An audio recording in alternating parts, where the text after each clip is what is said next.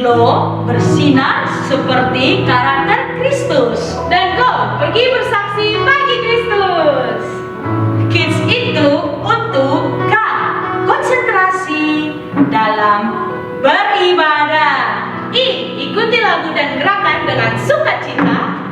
D, dengarkan firman Tuhan dengan sungguh-sungguh. S, semangat sampai ibadah selesai. Ku mau bernyanyi lagu. Shalom adik-adik semua. Shalom. Kita berjumpa lagi di ibadah online 3G Kids Gereja Sitri Pemulihan Kupang. Hari ini ada Kak Ivon, Hai. ada Kak Fasya, Yeay. ada Kak Nanda, Yeay. dan ada Kak Teten. Yeay. Kita mau memuji Tuhan, kita mau menyembah Tuhan, dan kita mau beribadah kepada Tuhan Yesus. Adik-adik harus semangat, semangat. Adik-adik harus sukacita. Sebelum itu kita akan berdoa. Ayo adik-adik ambil sikap yang benar. Adik-adik boleh bangkit berdiri dan mengambil sikap yang benar. Lipat tangan dan tutup mata kita. Mari kita berdoa. Bapa di surga, kami mengucap syukur untuk penyertaan-Mu di sepanjang minggu ini Tuhan Yesus. Biar Tuhan selalu hadir di setiap hati kami anak-anak-Mu Tuhan Yesus. Sekarang kami akan memulai ibadah 3G Kids kami. Tuhan Yesus menyertai dari awal pertengahan hingga berakhirnya. Di dalam nama Tuhan Yesus kami berdoa. Haleluya. Amin. Mari kita sama-sama memuji Tuhan. Sebab Yesus terang dunia. Lebih semangat adik-adik. Kita bersukacita.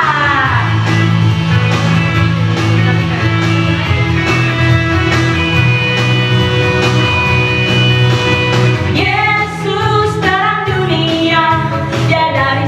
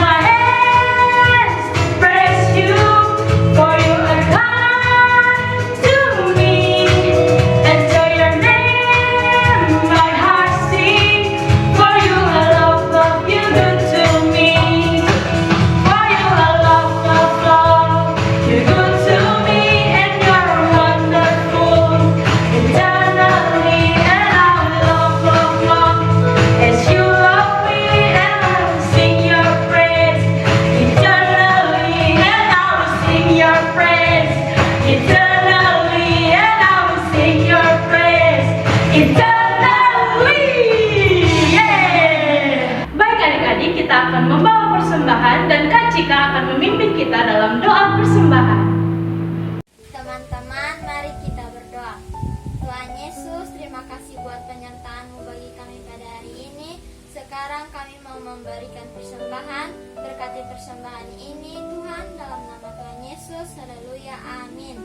Baik adik-adik, untuk persembahan, adik-adik dapat mengumpulkan di rumah dan orang tua akan membawa ke gereja Sitri Pemulihan Kupang. Baik adik-adik, tiba saatnya kita akan mendengarkan firman Tuhan. Mari sama-sama kita akan menyembah Tuhan. Kita akan nyanyikan lagu Tuhan Tak Terbatas. Haleluya Yesus.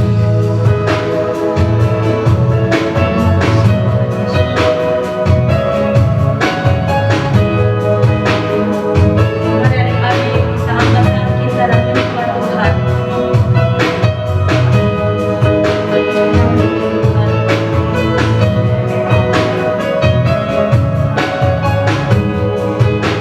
Mari sama-sama kita katakan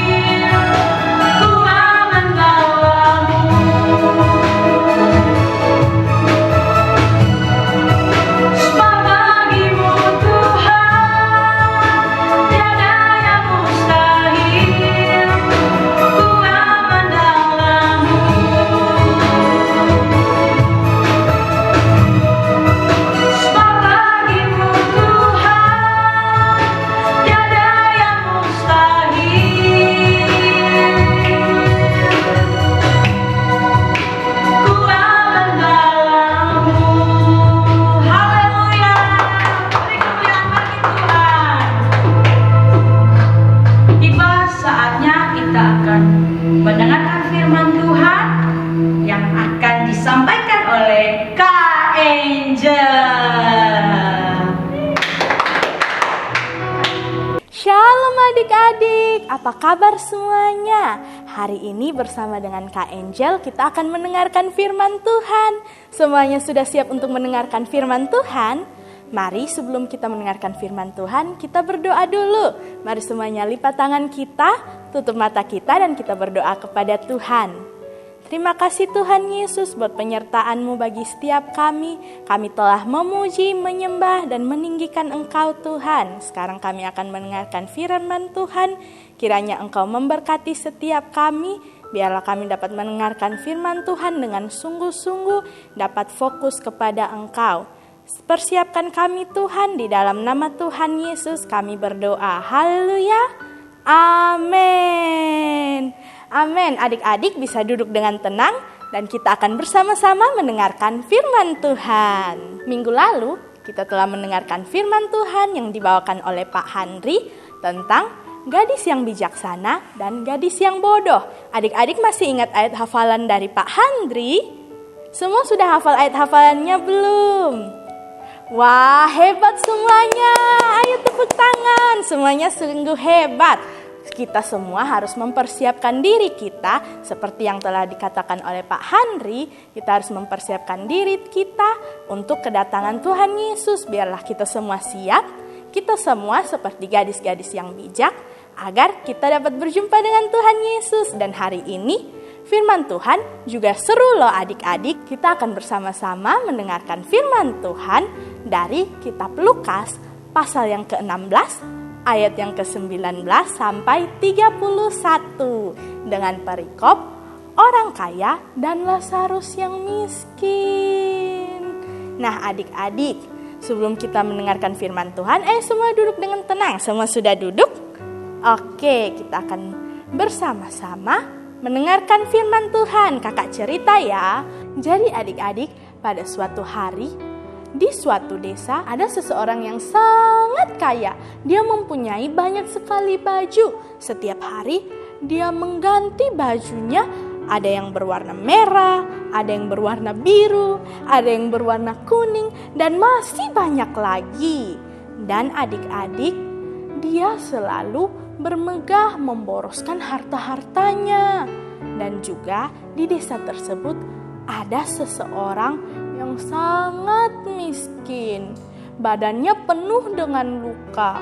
Dia sangat kesakitan. Namanya Lazarus. Setiap hari dia selalu menunggu di depan rumah orang kaya tersebut.